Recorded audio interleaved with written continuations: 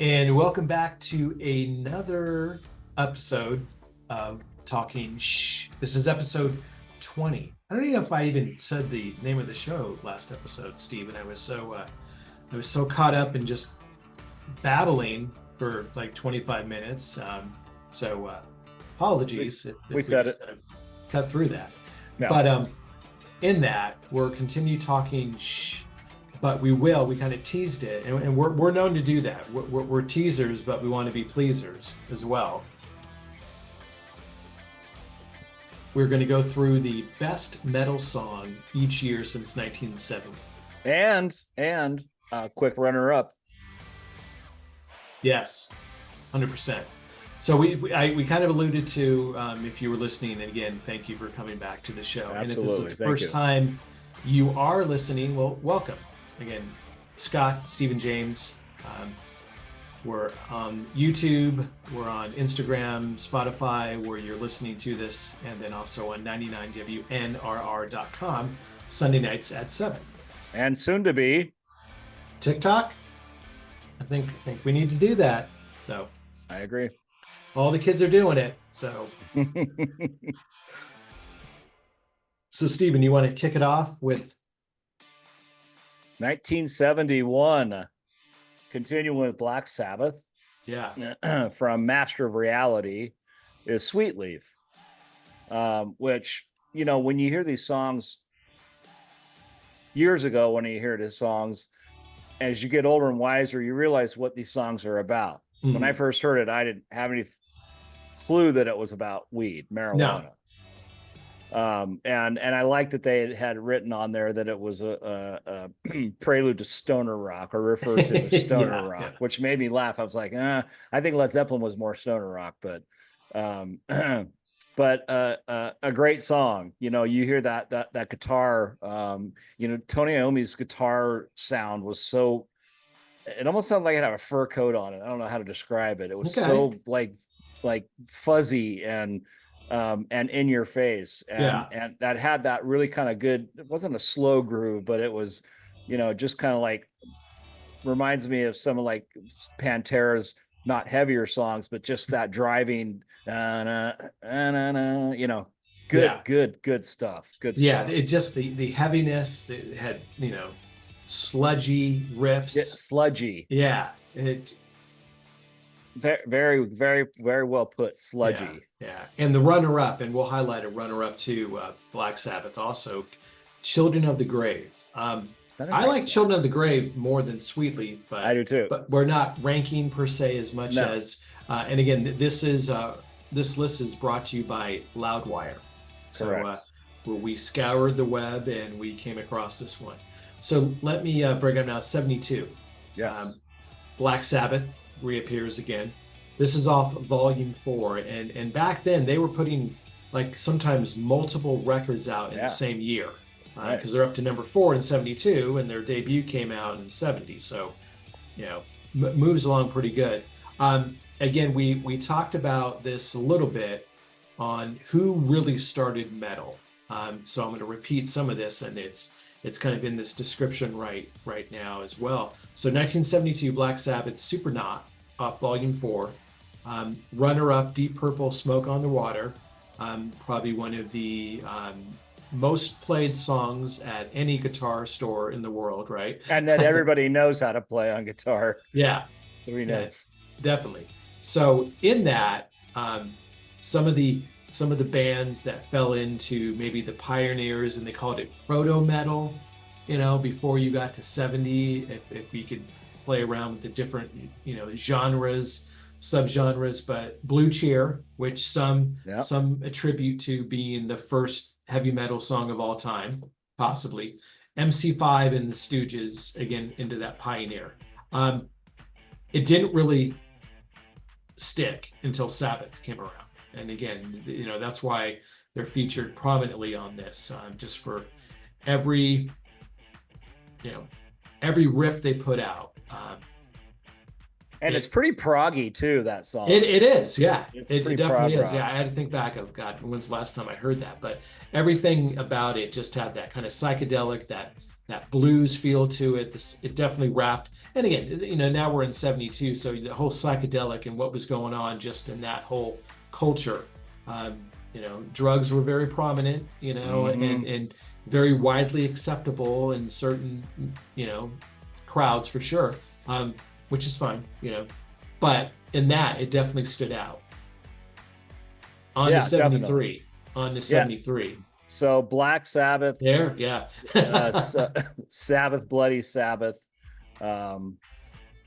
Yeah, that song again, and there's an interesting story behind that, and I'm sure some of you might know it, but as it emerged from the best song of 73, they had a crippling case of writer's block, part of Black Sabbath guitarist Tony Iommi wrote. By all four band members' own admission, Black Sabbath has succumbed to a lot of bad habits. What do you think those are? Yeah. Chemical induced.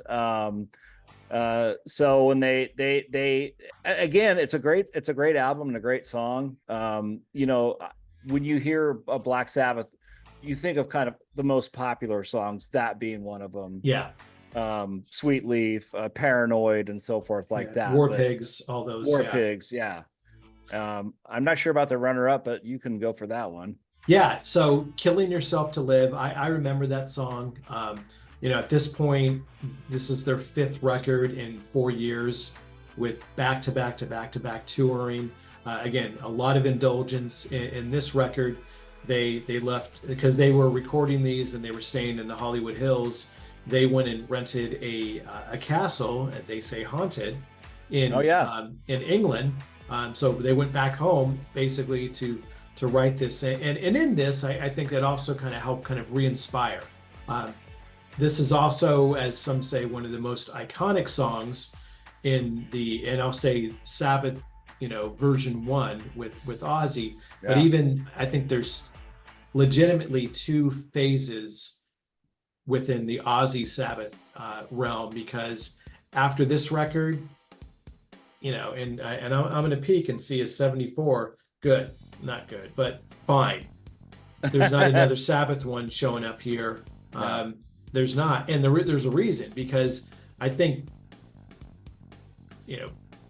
what was it? I can't even remember some of the titles, and there's a reason why, but they would say they fell off a cliff, but they went down dramatically, Yeah. Ozzy was out within a few years. Dio came in, and that will probably reappear later in these top songs. But yeah, burnout, overexposure, overindulgence. I think all those things probably added to what happened. But it was definitely a very, very productive first phase of the Sabbath era in those first 4 years. Actually, one of the songs that I do like, and it'll probably come up a little bit later, is "Symptom of the Universe." It's a good. That's a good song. It's a great song. Yeah. I'm just looking at the tracks, and I'm like, I only know. I mean, I've heard the album several times, but I just know the ones that stand out to me, and that for sure is one of my favorites. Yeah. So 74. I'll lead off on this one. Yes, sir. You can, Deep Purple, Burn. And I love the write-up in Loudwire. It says, "Sorry, Glenn Hughes, you wrote a metal song." Glenn Hughes, phenomenal voice, absolutely. Bill. And he's still doing stuff today. Was that Black Communion Society, or yeah. And I might have butchered the name, but he's still active. Yeah. Black Country Communion. Thank you. Yes, that sounds better, because it's right. That's close. Yeah. But again, same thing. The Richie Blackmore, just going right into the guitar intro for Burn. Deep Purple. I'm not saying that they're underappreciated. There's definitely millions of fans, but like for me, when this record came out, I was 4 years old, so I wasn't listening to it. I wasn't even exposed to it. There was this neighbor guy in the neighborhood, there's a better way to put it, who had all these records, and so he gave me a couple. If he had some extra ones, so he gave me some early Whitesnake records, like Whitesnake from before they were MTV darlings, right? Going way back when. It's like, oh wow, and even one of them had David Coverdale, who was also in Deep Purple. You know, that gets kind of on this album. Yeah, that gets kind of overlooked. But in that, yeah, it's like, wow, okay, you know, you kind of get exposed to it. So again, this is one of the bands.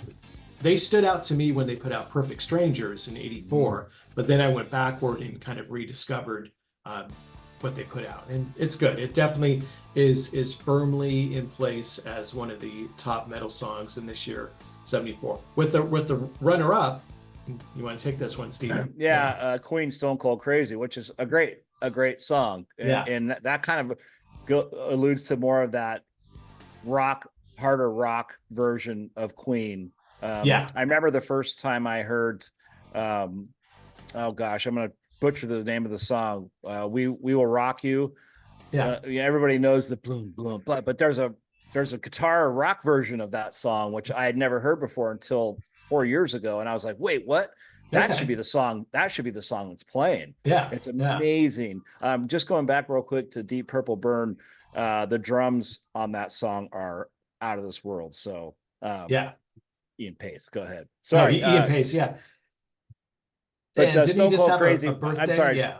So Stone Cold Crazy. I really why I like the song. One of the bands that I was in, we did a cover of that song, so it has a little bit of a true meaning to me. Yeah, I remember you said that. That's awesome. Sorry, I didn't mean to cut you off. You did not. Yeah. 75, Rainbow. So here's now the first appearance with Ronnie James Dio. Again, admittedly, not a big Rainbow fan. I was looking at my records, and I actually have quite a few Rainbow records. I don't even, well, that was many years ago.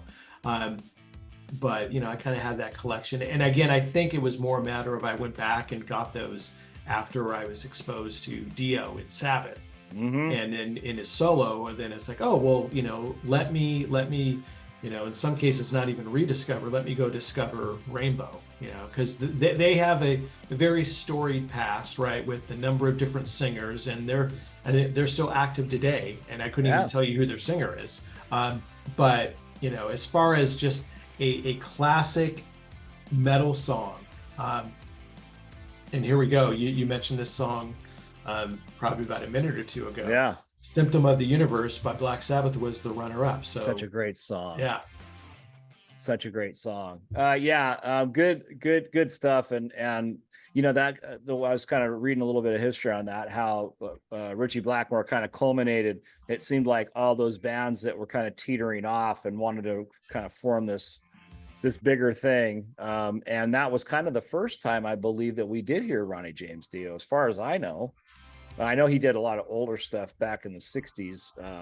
But Dio on that song, on that album, was really the first time that you got to hear that magical voice. I agree. Yeah. There's Elf, right? He was in before that.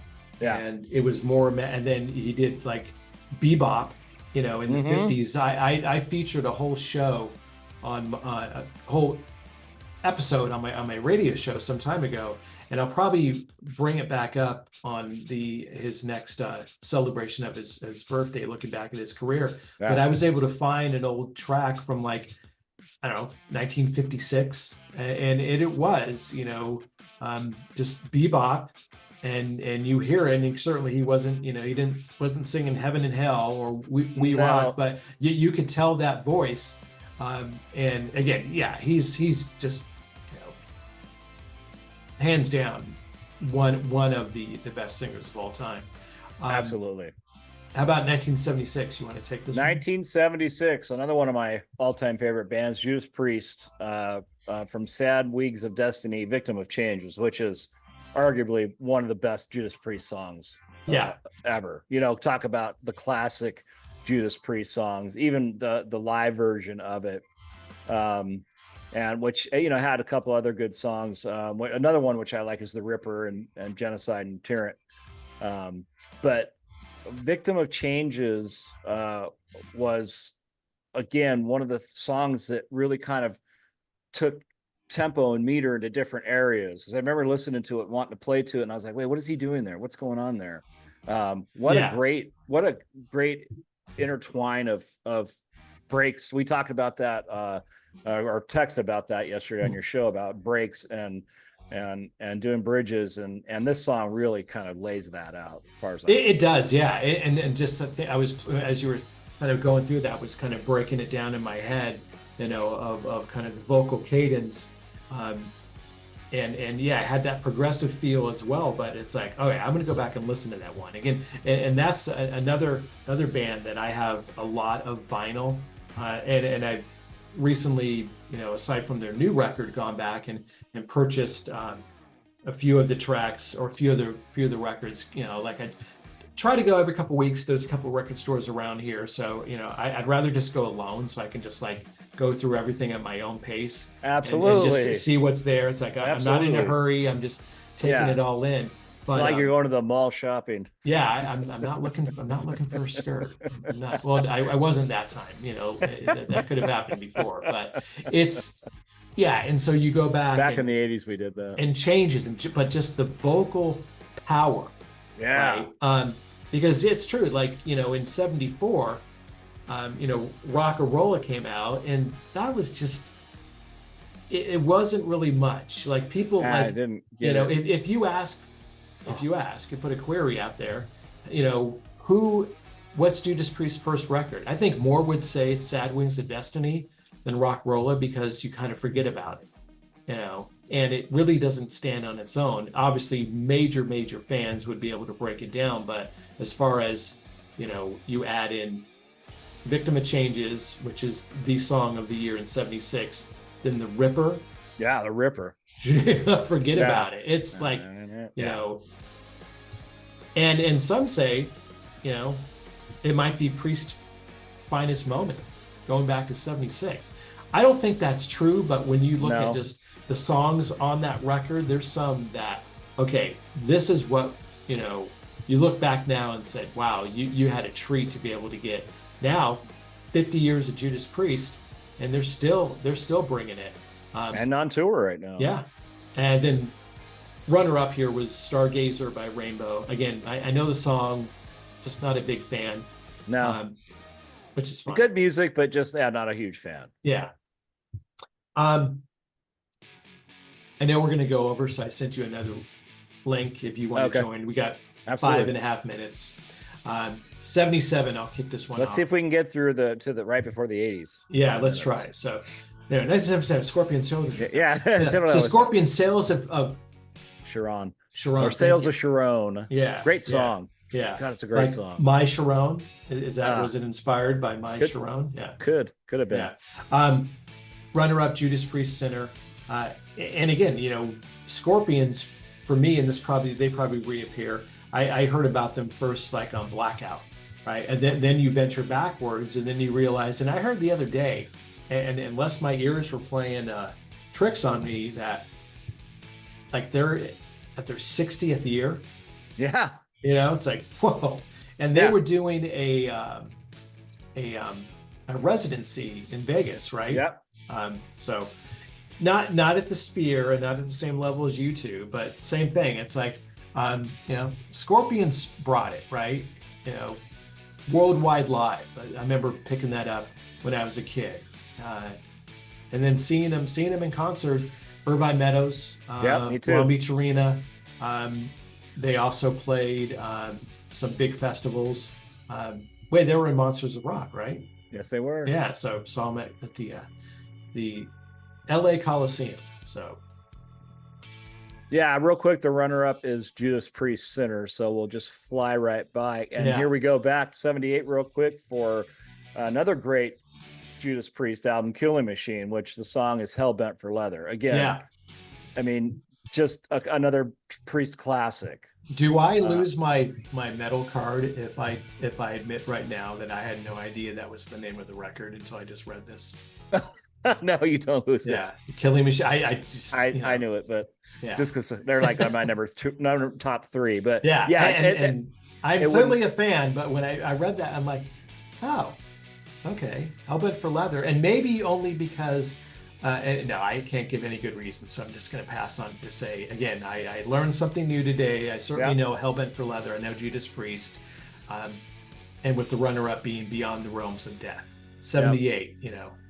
Which kind of real quick started the leather studded stuff with Rob Halford was kind of the birth of that. Yeah. And the SMN shops just started going crazy, stocking all that, right? So. Yes, they did. Yes, they did. We got time for one more? We probably got time for a couple. So let's just see if we can get up to maybe 82. So 79, who we got here? Oh, yeah. Motorhead, Overkill. So yes, I've heard of Motorhead, and I knew the album title was Overkill, as well as the song. Yes.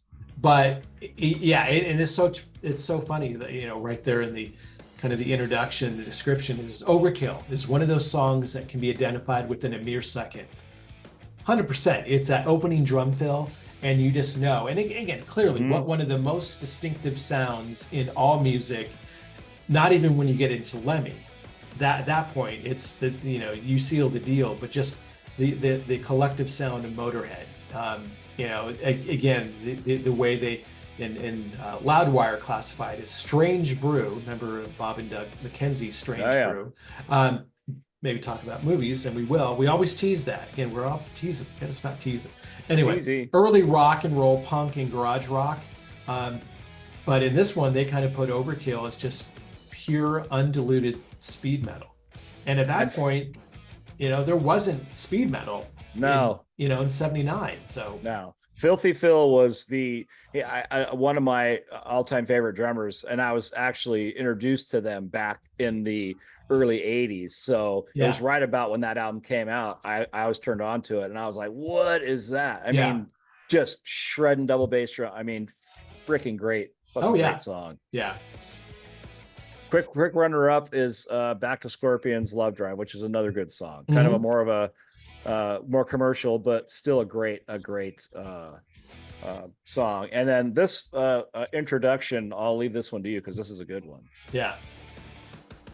So how many times have we heard Sabbath on this list?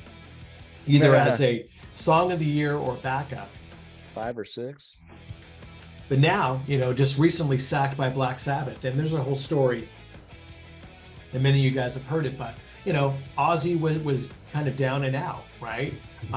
But here comes Sharon, you know, at the time, Sharon Arden, who was the daughter of the manager, who was an entertainment manager, and kind of redirected. And she has, you know, single-handedly taken his career from the doldrums of Sabbath when maybe no one even wanted to touch him, got him back up on his feet, got out there and got some, you know, a young, you know, upstart that was in Quiet Riot at the time of Randy Rhoads to come in and play guitar.